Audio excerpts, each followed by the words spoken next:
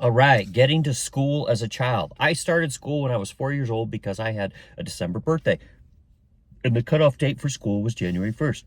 That made me always the youngest in the class. I know that, Mom. And here's a picture of Martin Street School, kindergarten through fourth grade. That's cool. All right, when I started kindergarten, I walked the distance from my house on 220 East Pearl Street to Martin Street School, same school my mother attended, in about 15 to 20 minutes. I occasionally walked with one of my sisters, although I often walked alone because I was so slow, hence my nickname, Pokey Pat. Maybe I wasn't really slow. Yes, I was, just always late. I never liked breakfast food, especially oatmeal, so on the days Mom fixed oatmeals, I dawdled. I poked at that bowl of gross food and pushed that slimy goo around the bowl with my spoon. Mom tried everything to get me to eat it, but I truly couldn't stand it. To this day, nothing has changed with me in oatmeal. Finally, Mom told me I couldn't go to school until I'd eaten my oatmeal. Didn't work. I was late because Mom finally threw her hands up and told me to get. I discovered a shortcut to school down the street and behind a house on the corner. I had to walk along the bank of a little creek. This was a very unusual creek. It flowed behind my house and the houses down the street from me, and then went under the intersection of Pearl Street and Scotts Avenue. I came back into the backyard of the house on the corner from my house all the way to Genesee Street. The creek had a concrete base with about 3-foot concrete walls with a little water flowing through. Needless to say, we weren't always allowed to take that shortcut. One Easter, when I was about 6 years old, my parents went all out and bought us all new Easter clothes for church. At that time, we were attending the Christian Temple, Disciples of Christ. We had a terrific picture taken outside of our house in front of Grandpa Potter's big long car. I thought I was pretty special in my new Easter clothes. We didn't have a lot of money, so this was a big deal. And here is a picture that says Easter clothes: Marcia, Lori, Ginny, me, Bobby, and Barbie. And there you go, that little picture. Shortly after Easter, I asked Mom if I could wear my special clothes to school. I was elated when she said I could. Imagine, I was going to school in brand new fancy clothes. I had a pretty dress with a coat to match.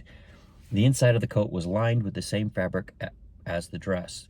To top it off, I had a beautiful black patent leather shoes. I was all set to make a grand entrance into school. Pokey Pat was late again, as always. What could I do to get to school on time but take the shortcut, the forbidden shortcut?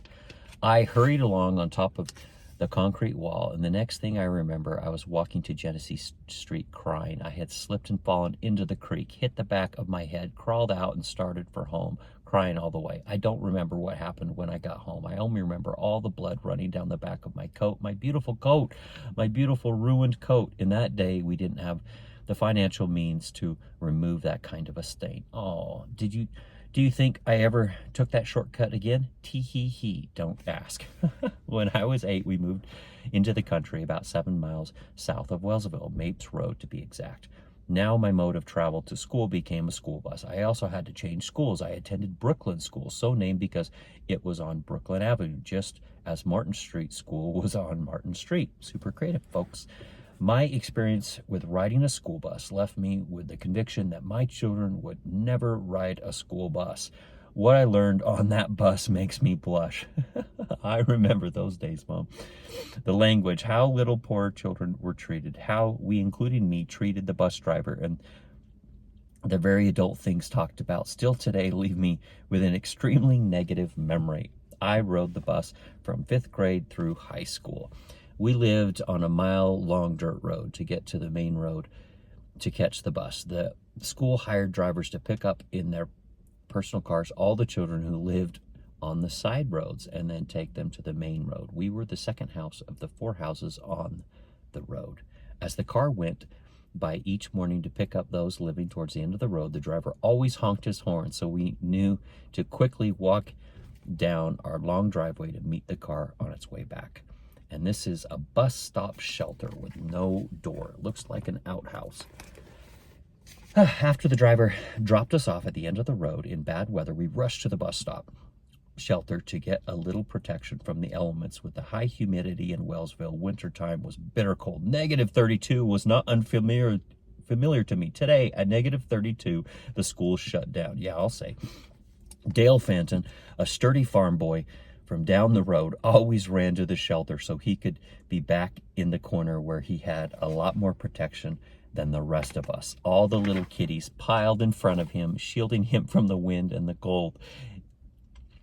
And he was wearing slacks. The girls back then wore dresses, winter or summer, so we were extra cold every day, every single day without fail. I was the last one to leave the house every day, every single day without fail. The whole carload of people waited for me to walk down the long driveway slowly, oh so slowly. What was I thinking? How utterly thoughtless and selfish.